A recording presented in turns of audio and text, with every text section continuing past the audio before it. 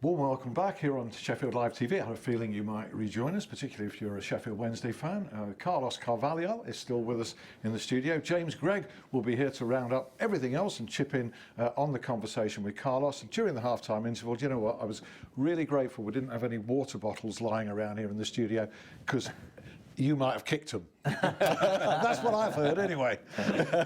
You have been known to kick the odd water bottle. Let's be honest. That smiling face isn't there all the time, is it? Yeah, I think it's from because I'm a positive guy. So yeah. I don't have any reason to be. But very upset. passionate with it. What even when I start study, even with my 6 years old. I think to myself, when I must do something, I don't like, I must try to do the best that I can. Yeah. So it's some kind of education that I have, and sometimes I pass it. I remember when I was in the university, I was football professional player, and I remember that I have anatomy to do, and it's very hard. It's the hardest to do in my course in university, and I have 1 month of holidays like a football player, and I decided to retire myself 2 weeks, just one place that I have just food and the books to study. So I stayed there 2 weeks to study to anatomy. On your own? Yeah, and it was half of my holidays I spent with my books to do the. And I did very well, I must tell you. It's so 0 to 20. I did 18. So it's when you throw yourself into something new, but really do. I'm this kind of person, that if I must do something, I don't mind to stay out of everything just to focus in my things. I don't have any problem to obsessive is the word, because we are obsessive. You're obsessive. I'm obsessive about lots of things. Well, he is. I'm not. Are you one of those people who you say that you once you've on something, you're addicted to it for a short period of time, and once you feel like you've completed it, you're then looking for something else? I am the kind of person that I understand my priorities, and if I have my priorities, I don't care about anything around, nothing. I don't care. I'm a complete autist, if I have something to do and I want to do that, tunnel vision. I go there. I don't care. I don't care if I like to ride my bike. If I like to do gym, I live without the bike. I live without gym. I don't care, and I focus in my things. Absolutely. How does this? I am this kind of person. How does this go down? Because it doesn't go down very well with Mrs. Biggs. This sort of attitude sometimes, I can tell you. I'm not sure it goes down very well with your girlfriend. No, either. Probably not. So how does it go down in the Carvalhal household? It's probably a good thing that you're miles away from your partner. She doesn't have to cope with your moods or whatever. Talk about my family. Yeah, I'm talking about you.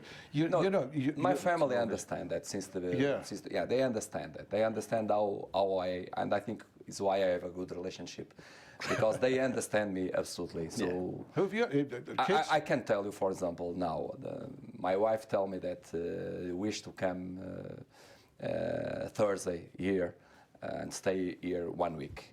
For example, I said to her, no, come on Saturday, and after you can stay, at Tuesday. Because why? Because I must prepare the game. I will be focused in the game against Huddersfield. I can stay a little at Tuesday, and after I must be completely focused in Brighton game. And they understand. My family understand that. So after a game, then, be it a Tuesday night or a Saturday to I'm doing it Sheffield Wednesday Huddersfield for TalkSport. Shall we do the post-match interview now? Save time. What do you do when you leave? You do your media duties, and you're renowned for spending quite a bit of time doing that, for which we're all grateful. You head home. What then happens on a Saturday evening? After the games? Yeah. After the games. Win 5-0 or losing 3-0. I'm very, very tired. Of course, more happy when we win, of course. Very, very tired. I must tell you that I stay all the time with the coaches, because I must do that. Because if you ask me what I want to do after the games, I want to go immediately home, go to my bed and sleep. Is what I want. Is immediately. I don't like talk too much with the people around. I want to be quiet. I want to be alone, because I know that I will sleep very bad. So soon as possible I go to sleep, because maybe 4 o'clock. 4 a.m. or around this, I will wake up after the games. I slept very, very well after Do the you? games. I'm very, very. You wake Even up- when I play with, it was the same. So you wake up early then, and is that the point where you put the video in and No, What? no, You no, don't? no. The video is on my brain, is on my head. you So, don't watch the game again? I saw with my assistants after the next day. They collected the image. We analyzed the games and the mistakes and the good things and so on. It's okay, but after the game, during the night, the game is on my head. So I saw the game, but to myself, you understand? It's in my brain. And you can't so it's switch it off. probably is why I slept very bad after the games, and I slept very well. I sleep very well before the games. We'll come to James in a moment. Have you got any hobbies? Yeah. Easy things. I like bikes. I have a bike here. I buy a bike. Usually my hobby, even when I'm in Portugal, I go to the gym, ride a bike. If I have a good weather, and in Portugal I have very good weather, I go to ride a bike to the mountain. I can tell you that is my hobby. Usually this is my hobby. Have you been out into Derbyshire and seen the scenery there and gone out on a bike? Sometimes, but you know that very busy times is not easy. I was riding the bike maybe 3 or 4 times there. Yeah. You might come across a Sheffield United supporter. This is the problem. Heavily, It's all right, you've got your Lycra and your helmet, it's fine, isn't it? You can cycle off, can't you? Are you happy that Sheffield United are doing so well? I'm worried about my team. I'm focused in my team, so of course I know the position, and I must tell you that in the city, often the people from Sheffield United come to me and take pictures, and all the time they said, "Sorry, I'm a Sheffield Wednesday supporter, but can I take a picture with you?" These kind of things happen. I bet they'd never admit that. Happen often. Does it? I can vouch for that. I've seen that happen actually. But I think the thing it's not a problem. It's not a problem to me. I remember one time, short time. When I was in Turkey, I was the coach of Besiktas. I know I have a big rivalry with Galatasaray and Fenerbahce. One day I want to see a game from Galatasaray, and it's very hard, the traffic in Istanbul. Yeah. And my assistant Turkish came with me to see the game. And I said to him, "Listen, we go by tube.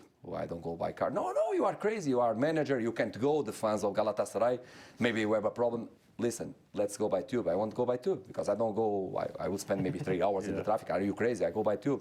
Yeah. So, and don't worry, we'll be there, and don't worry. Nothing happened, no problem. Pictures again, the people respect. Yeah. So, I have lucky in all my life, even with a big rivals. I think I don't create this kind of. I never talk bad about the rivals rivals. How fanatical is Sheffield as a city, though? Before we come to James, how fanatical is Sheffield as a city? Do you think? I think it's compared to what you've known. I live it with big rivalities in the past. I must tell you that Sporting Benfica is something that you can't imagine. Yeah. I was in Sporting. My first game was against Benfica when I arrived at the club. And it's just to tell you that when we arrived to our stadium, waiting for us, probably around 4,000 or 5,000 fans, waiting for us to give enthusiastic near the bus. So we are talking about 2 hours before the game. And that 5,000, they are waiting from the fans of Benfica to give some stones and give some eggs to the bus. So this is that's more than waiting. So you understand the kind of rivalry that you are. It's more than waiting for Neil Warnock, isn't it? Correct. I was going to say, obviously in this city, you'll see the rivalry, you'll see the Sheffield United supporters and the Wednesday supporters and whatever. For you, you've had matches against Rotherham, Barnsley, Huddersfield, Leeds, obviously, doing well as well at the moment.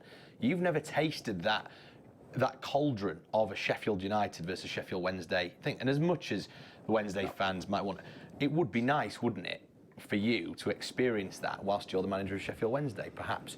I know you've got ambitions of being in the Premier League, but... No, I hope not, because I hope that Sheffield United promoted to the Championship.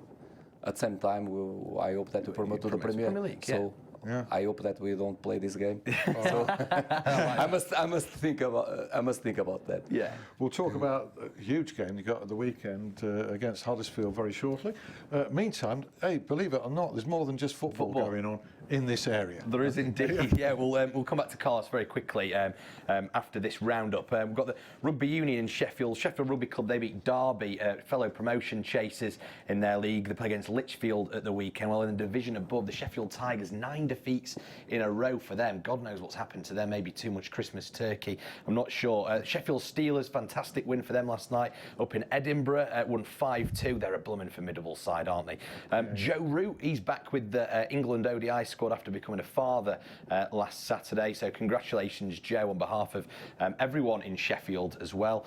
Hallam FC, they won 4-0 last weekend at home, and they play against Dronfield Town at Sandygate this week. And while Sheffield FC, they're back in league action against Bedworth away from home. That's following 2 defeats in cup competition. Blades are away at Walsall, obviously sitting pretty at the top of League One. And Sheffield Wednesday play against 4th place Huddersfield. It's a big game, isn't it? What a game, eh? Will be. I think so. I Yeah. think they have a good team. They have a good organization. Similar process to both teams. They like the ball. We must be patient because they like the ball also, and we must understand that which opponent we are playing against. And I think we prepare very well the game. We are preparing very well the game. So I hope a good answer. How much admiration have you got for David Wagner and the job that he has done there? I think he's doing really well so far. So we can see the profile of the coach, how the team play. And the team play a good level of football. They have a positive football, very positive football. They know what they are doing. They understand exactly the process, what they must do in all the situations. And this means the work of the coach, of course. You've edged them out a couple of times, haven't you? And that man, Forestieri, scored some key goals. Yeah. Are you? So let's see if Saturday, if he play, If he plays, yes. If he plays. So I didn't decide the team. So No, of course not. Of course not. But you've kind of settled that whole situation down now, haven't you? You know, we all know what happened. We all know what the repercussions were, and he now has his new contract. Is that going to make a difference psychologically to Fernando? I think so. I think we'll be more balanced, but I must tell you that all the time he tried to do the best. Even in the beginning, and not he was a little affected about. He's a sensitive guy, and some comments make him a little, disturb him a little. But after, because he tried all the time and he want to play to Sheffield Wednesday, he achieved this season a high standard. If you remember when he took the red card and he put him out that 3 games, and he had a little injury also. After with Newcastle, he performed in the high level like last season. And he is not is under the old contract, not with the new contract. So it means is he still on the terms of the old contract? It's just been extended.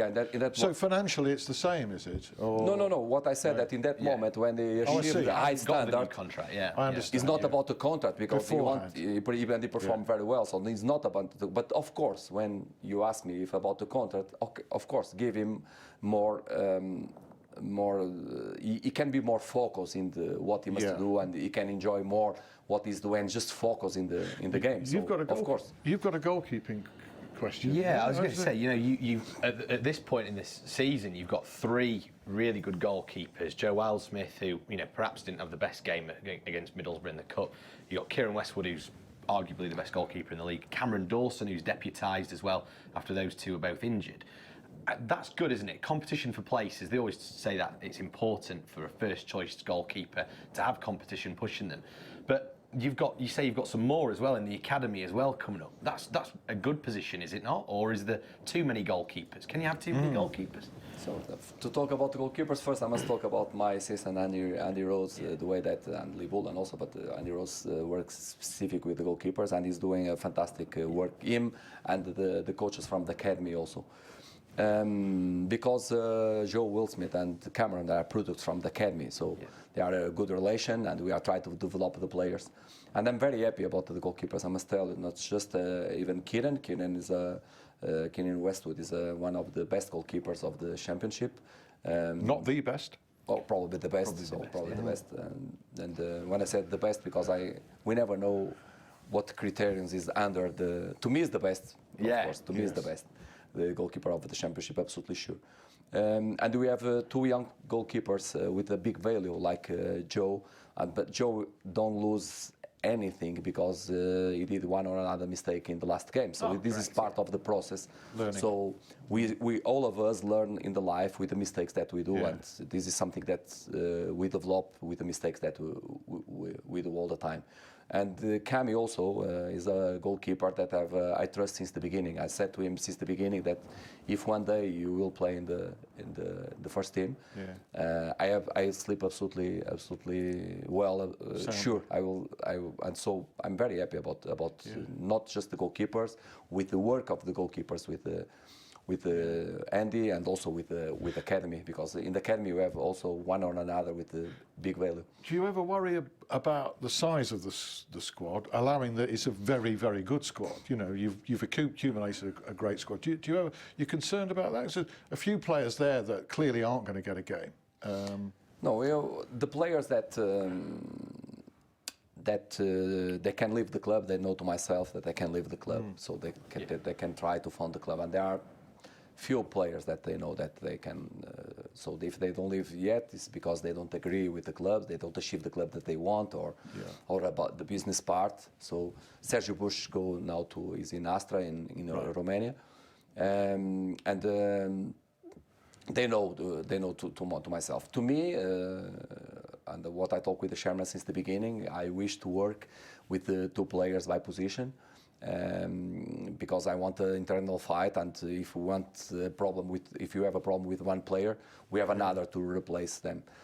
Probably with attackers, we need one attacker in this situation, and one player that can play also in different positions. I throw Lewis McGugan at you, because I mean clearly he's an outstanding talent as a talent. But he's not been in and around your team at all for a while. Are you surprised that nobody's come in, or? No, Luis finished the season with us in this summer. I talked with him in my opinion, with the time, probably in the middle of August, before the close the transfer window, and I said to him that he's not the player that is in our plans to the future. Nothing against him, against the personality of the player. Because he's a good player, and the personality is not a problem. But to our ideas, what we want, he's not a player that is in our plans. So I said to him, it's better you try to found a club to must be happy and to enjoy, because you are a talent and you can develop your talent. But unfortunately, as you understand, I talk probably I don't remember, but probably 15th of August or something. Because this or that one, you don't achieve one club that you want, or something about the business. I don't know. It's a shame, because we all know, what a talented boy he can be. So he lose the position in that moment, and is available to go to play. Like quite a few. So we'll see who goes out, whatever. No, it's not. I must tell you also that it's not a situation that is comfortable to the coach be with the players, 2 or 3 that. But they are with under 23. But when is not part of your plans, makes sense that the players be training with you. You understand? It's nothing personal, but you're honest with the life. You're honest with them. You tell them. And that's it. Yeah. Absolutely. And you were pretty emphatic as well, and honest, about George Hurst today, that there was just no way, because Everton have been linked by reputable media sources. Can I tell you that? That the media that's reported the Everton interest, I would trust.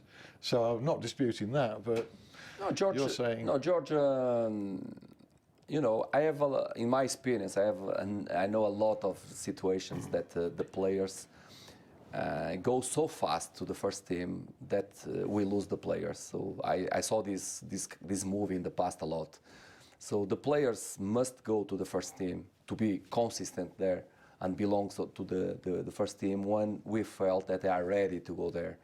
And if they perform, they stay there and not go and back. I understand. So in this moment is a player that we have sure that will be on the plans of the first team in the future. Sure. Yeah. If he stays, but you wouldn't want to bring him in and take him out. This is the problem. You would only do it when you think he can stay there. He's a player that we must understand is 17. He will do 18 years old now. He's a 17. So his player belongs to the under 18.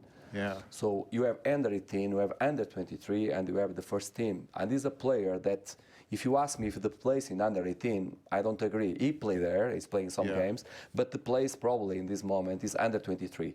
And under 23 means that a boy with 17 is playing with players at 23 years old. So it's another level. To be to the first team, I think he need to give one more step. You understand? Yeah. We must give him an opportunity to grow up, to understand better the things, to be more solid, to in the physical we develop a little more. To when he comes to stay, not to go and back. Understand? You were looking up Carlos's win ratio earlier, were you not? Yeah, I might have had a little look. Well, he says, and very modestly as well, I may add, is that Carlos has the highest win percentage, discarding 2, out of all the Sheffield Wednesday managers. What, in history, no? In history. There's 2 that have got 100% from one game, played one, won one. But you say actually that doesn't make you the best. That's what you said. That's very modest. My assistant gave me this.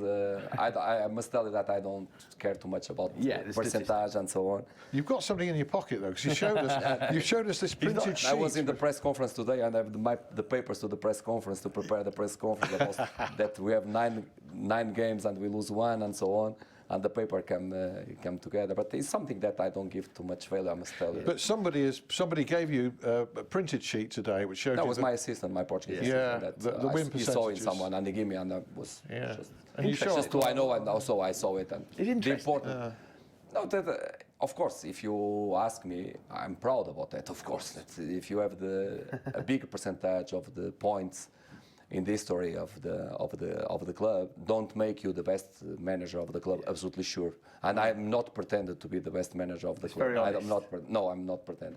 What I want to do is doing my best to Sheffield Wednesday. What I want to do. So since I arrived at the day that I will leave, I want to do my best, put my heart here, work hard, push my players to give the maximum, try to develop my players.